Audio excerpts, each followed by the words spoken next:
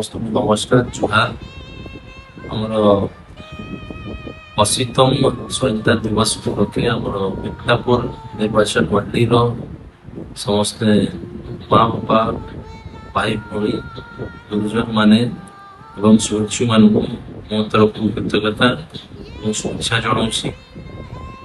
80ତମ ସ୍ୱାଧୀନତା ଦିବସ ଉପଲକ୍ଷେ ସମସ୍ତଙ୍କୁ ମୋ ତରଫରୁ ଏହି ସନ୍ଦେଶ ଥିବ ଓ ଯାହା ବି କାମ କାର୍ଯ୍ୟଟା ରହିଯାଇଛି ସେଇଟାକୁ ସମସ୍ତେ ମିଳିମିଶି କେମିତି ସଫଳ କରିବା ଏବଂ ଭାଇଚାରାଟା ଯେଉଁ ଆମର ପୂର୍ବପୁରୁଷମାନେ ଏବଂ ଆମର ଯେ ସ୍ୱାଧୀନତା ସଂଗ୍ରାମୀମାନେ ଯେ ସ୍ୱପ୍ନ ଦେଖିକରି ଏଇ ଭାରତବର୍ଷକୁ ସ୍ୱାଧୀନ କରିଥିଲେ ତାଙ୍କର ସ୍ୱପ୍ନକୁ ସଫଳ କରିବା ପାଇଁ ଆମର ଯାହା ଭାଇଚାରା ତାଙ୍କର ସ୍ୱପ୍ନ ଥିଲା ତାକୁ ବଜାୟ ରଖିବା, ସେ ଅନୁସାରେ ଆମେ ଶପଥ ନେବା।